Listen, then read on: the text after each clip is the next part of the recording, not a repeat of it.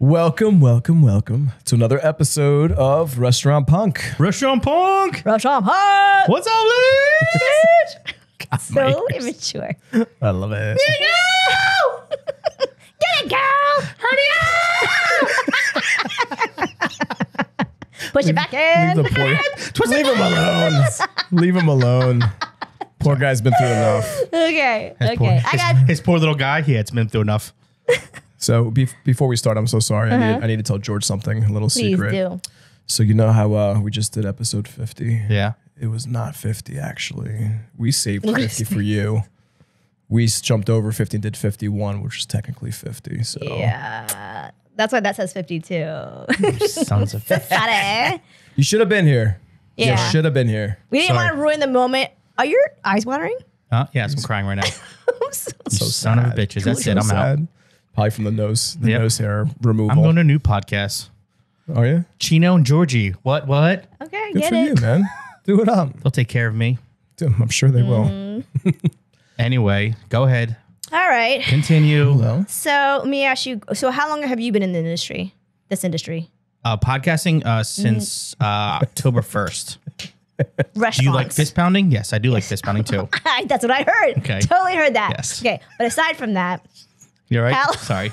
how long have you Now been in the I'm restaurant crying. industry? I've been in the industry of fist pounding for 20 years. Okay. And you, Nico?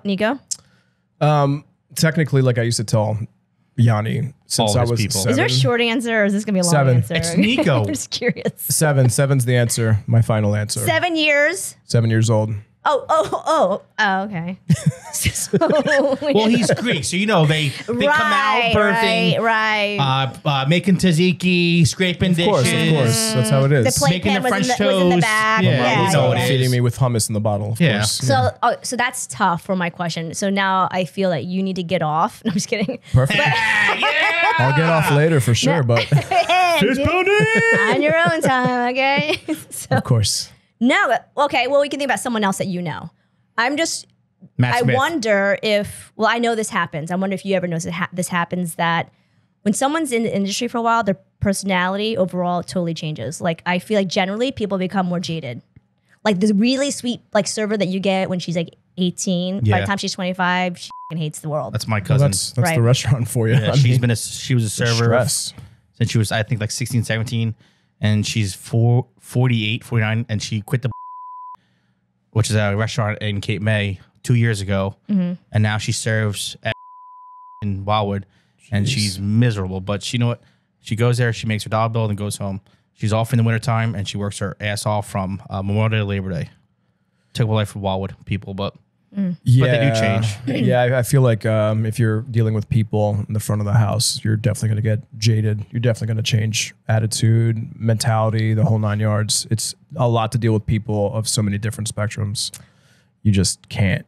I mean, some people are just, wow, like way out there. So Well, this was interesting. I think I started off more jaded. So when I was like, I think 19 is when I started. Really? I was a hostess. I was just with such an attitude problem. You are so sweet. you've had an attitude problem? No way. But I have to say, I got better during the pandemic. All of a sudden, something changed. A switch in me flipped. And suddenly, everything that used to irritate me suddenly didn't bother me. People just, they didn't annoy me anymore. And I just started putting myself in their shoes. That's because there's no people there during the pandemic. No, but the place I worked at actually was really busy. But I'm just okay. saying, my perspective changed. Because, you know, if you walk in and you're working with a bunch of miserable people and you're miserable, first of all, you're part of the problem. Correct. As are they. And sometimes you just need to separate it because, like, who wants to live like that? So I just started thinking more about putting myself in the customer's shoes, the guest shoes. And are they wrong for asking questions? Are they wrong for a lot of things they are asking you for, or their concerns? They're not big ass. And sometimes as servers, being in the industry so long, we act like it's the end of the world that you just asked us something. That's the same thing over. Yeah. Right? over and over and keep on asking the same question. So I think about too, when I go to a restaurant, how I'm treated. Like if the server is indifferent, they can't be bothered. Even if it's something simple like asking for a glass of water, I find it's very irritating. So I try not to do those things to my guests when I'm waiting on them. It's all how you read the room as well. I mean, certain customers, clientele are completely different and have such demands and are asking not for their concerns, but just sort of like, you know, they've eaten at the most finest place in the world and they expect this from you too. And if it's not up to par, it's gonna be a problem. And they let you know that from the beginning. It's like, listen, you shouldn't be talking this way, like not at all. Because a lot of our servers are people. They have a family, they have jobs, other jobs, possibly trying to feed their kids and whatnot, their families. Them, yes. And you don't treat them like that. Noelle, actually, I wanted to bring this up earlier. She had this great idea and said if servers wore body cams, she felt that people, the clients, would act better. Right. For the fear of them going on, how they're acting on the social media internet. And I'm like, that's people act genius. different in front of cameras. So, side note, I did purchase some. Interesting. No, you did not. Yes, I did. But how do you? It's coming Saturday. Yeah, but how do you use customer? I wouldn't be okay with it as a customer. Yeah, but it's different between when you're posting it, but with their faces blurred or their, their. I still would have a problem with it. How are you doing it? I know. I haven't done it yet. I'm just trying to figure out an idea. When a man loves a woman, I mean, that's how you do it. Right. I'm talking. If you haven't done it, you have cameras already. I think you should have it on a stick, and the stick comes up from under the table. Like, hey, you like this? How's that bread and butter, bitch? She made a valid point though that if people knew they were being recorded, that they would be nicer because of the fear of being on social media and how they were acting in the agreement with how maybe they're not nicer. Today. Maybe they want to be meaner and whacked out, so they can be that Karen that they call. And Yanni brought to the attention as well, which I wasn't thinking about, is that that brings down their expectation of the area they're in and the restaurant they're in or whatnot. But it was just valid. Like it makes sense. I mean, for me for a second. But it makes sense for police officers. Well, not so much. They get abused. We get abused. I like getting abused. Yeah, I know, but I feel like if your work environment, I like in exchange for the abuse is different. If your work environment's a positive work environment, and that goes with the people, like you were saying, if somebody's jaded and you're jaded, then everybody's jaded. It just creates a toxic environment. I hate to say it, but I call them like the cancer of the workplace. You just get rid of them. You have to get rid of one person that one server. Another one pops up. Another one always pops up. Keep on going. They keep, what I'm saying? Spreads. Because if there's one negative person, that person is going to bring that other next server comes in, she's going to make the other person be negative. Correct. Right. And then they're going to do is sit there and complain about everything. They're going to complain about the kitchen and the busters and whatnot. Just go home and go something else. Not just the front of the house. It affects the kitchen as well. It's a vibe. Yeah. And it affects the customers, which is even worse. I agree with that. 100%. And you're not giving them. And that's why we like, I like to go to vintage because you like these. There's a perfect vibe over there where there's no drama ever. And I don't know, you might say otherwise, but when I go over there, it's beautiful. Cut the toxicity. And I have seen that things out. From some of the servers are not there anymore, but the servers you have now, just the vibe when you go over there, from the kitchen to the back of the house to the food runners to the hostess, even to you, it's just a nice vibe. I just like to make it fun, and not just fun like in a playful way, but like fun to that you're looking forward to going to work. Because for me, it's all about the guest experience.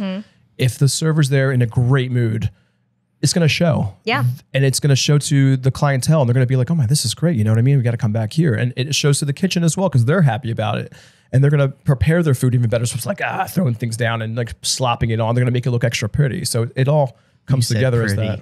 I like pretty things. Well, do you ever think that some people who complain, like, that's what they do? Right. So whether it's employee, it's a guest, like that's their thing. Katie Hess. Okay. They probably follow their spouse around all day and their kids just complaining. I find that the person who's difficult, they're not just difficult because of the circumstances in that restaurant. They're difficult in life. Yeah. So they're used to behaving that way. So I try to pretend it's not happening. Like I don't notice that you're an asshole or that you're a pain in my ass. And then when I do that, they calm down, I find. Because some people, they don't consciously realize that that's how they live their life. They poke people and they need that reaction. Maybe they don't realize they do it, but they do it. But if you act like you don't notice, you'd be surprised how many people will stop. Even in the workplace, the chronic complainers, the toxic people. If you just shut it down, like, yeah, that doesn't bother me. Oh, does that bother you? Well, it doesn't bother me. And if enough people say it, eventually they shut up because no one's hearing it. I agree on that, but I also agree on the fact that if they're going to be complainers nonstop, that's how they live. They're just going to make it a point. Yeah. But it's going to spread. They're not going to do as much. They're not going to do as much side work. They're not going to really care. They're going to move extra slow, not help the other servers or the busters or whoever, and it still affects everyone. Yeah. But as an owner, what is your approach at this? Say you have a new employee that is hired, been there for about 2 weeks, and then they complain about one thing, and you just let it go. It wasn't crazy. And then in the second week, they complain again. Do you stop it? Do you teach them? Do you get rid of them? What do you do? It depends what they're complaining about. Like, honestly, what are they complaining about specifically? We'll just say off the bat, your kitchen. We'll just say they complain about your kitchen. Well, it's the kitchen. I mean, I know what you're saying. I'm not saying your kitchen. No, I know what you're saying. Kitchen in general. But in general, who cares? It's the kitchen. Like, are they being sexually harassed? Are they being yelled at? It wouldn't happen in my kitchen to have that. Now, they're yelling at the kitchen's yelling back. That would never happen because I would never allow that to happen. But so I know what you're done right saying. away, right? Yeah, that's what I'm saying. You're done. too new. I have my core, my staff, my That's what I'm stability. saying. You want to keep your stability right here, right, Correct. right then. Correct. So whoever comes in, you just come bring in. If that doesn't work, next. Yeah, because we go from there. Once you let that slide, then it allows to spread slowly to other things, and then that'll start building that culture. You don't want that. You don't want that toxicity to start building and building. Like not. You just kind of want to cut it right where it's at. You know, cut that dead root, that dead leaf. Just get rid of it right away. And it could have been a family member, could have been a good friend. Yeah, that's how it is. There's a lot of people not working there because of that. You want to have a positive work environment because, again, it's for the guests. It's also for you coming in, being happy to be there, but it's also for the guests. Yeah. Well, let me ask you guys a question. So let's say you have a chronic complainer. They're excellent at their job as far as employee. Okay. Okay, your employee, they're excellent at their job, you know, good sales, they hustle, get people in and out. Then you have an employee who doesn't complain, but they're really don't have a good work ethic. And you have to get rid of one. Which one do you get rid of? That's a good one. When you mean work ethic, you mean like they don't show up on time? Like they don't show up on their time. They're always on their cell phone. They're always messing up their tickets. Like they're just not a solid employee. Like what's worse? I mean, are we talking about the employee that complains a lot? Are they complaining about just customers or kitchen or just generally? Just general. So I would keep the hardworking employee that complains over the terrible work ethic. Correct. Because at the end of the day, like you said, you grew out of your aspect of sit there complaining. So if they want to make a career path in the hospitality business of being a server for so long, they will eventually get out of it. My cousin started so happy, and then by the end, I think she just gave up. I think actually the ruined it for her. Yeah. And now she's just straight miserable. And she's like, you know what? I think she wants to say 46, 47. She goes, I'm done. I've been a server for so long. I'm good. Let me, you know what? Live out my life serving, drinking, and traveling in the wintertime. It's the work environment. We ever consider that the person that complains sometimes needs to be heard, not to hear them complain. Like, so they want to be heard. Chiropractor. Okay. Before each session, we just chit chat. Okay. And we just catch up on, and I don't know him personally. It's just something we do. Oh, it's a him. No, it's not like that. Oh. But anyway. So before he went to chiropractor school, he was a bartender, and he would say how he worked for this one guy, and he told him, it's okay if you have something to complain about, but I need you to come to me with 2 solutions, or I don't want to hear it. So sometimes when you involve them in being part of the solution, that kind of helps. You know what I'm saying? Like, you can. I've done that a little bit with Katie Hess. Like, she's one of my employees, and she's been around my side, but she just drives me nuts. But I give her a little power now, and then I'm like, Katie, can't complain about it. Guess what? It's your problem now. Fix it or go home. Yeah, deal with that. So that's what it is now. So yeah, I've done that aspect where you give me a solution to the problem, and then they can't complain about it. Exactly. And that kind of stops them in the tracks a little bit. So if you're complaining just to complain, you're not going to even make the effort to come up with a solution. But if you truly care, like you're saying you care because you're bringing it to my attention, then you should come with a solution. A lot of people are just looking for validation on how they feel. And it's not necessarily what they're doing. It's just in life in general. Like, you know, woe is me, you know, do you feel my pain? And you're like, oh yeah, I feel your pain. And then there's a connection and they feel better about it. They don't feel your pain. I'm just saying, you're feeling about their pain. Like, do you think they feel like Yanni's pain right now? Yanni, I can never fathom the pain Yanni goes through daily. On any aspect. Got a clean nose. A frumpy back. A wavy hairdo. But back to your question, the second part of the question about who do you fire? I mean, I've had that great worker, the amazing, you know, everybody loved them, and I couldn't do it. I couldn't do it. Okay. Because sorry, I was just clear my throat a little bit. Because he also had I'm going to be on my phone. I'm going to wear what I want. I'm going to come in late when I want. Oh, don't worry about it. It's fine. And that's not good for the work environment. He may be great for the guests, but it's not good for the employees, you know, and everybody all around. And the culture within the restaurant. You still have to cut it. As great as he was, you still have to cut it. Shocked you did it, but All right. You have to do it. You did it. You have to. So do your that's our stuff. advice. Get rid of the chronic complainer. Get rid of the toxicity. For Yeah. Sure. Bye bye, toxic person. Yeah. That was a good one. That was a good one. Yeah. Thank you for that. Yep, sure. You're Appreciate it. welcome. Anything else you want to add to that? That is it. Perfect. Over and out. Liz, you're Over the and out. best. Restaurant Punk Liz. out. Bye. I'm Nikos. I'm George. I'm Jazzy Hand. Liz. Badass Liz. Oh, badass Liz. That's Liz. It's a good one.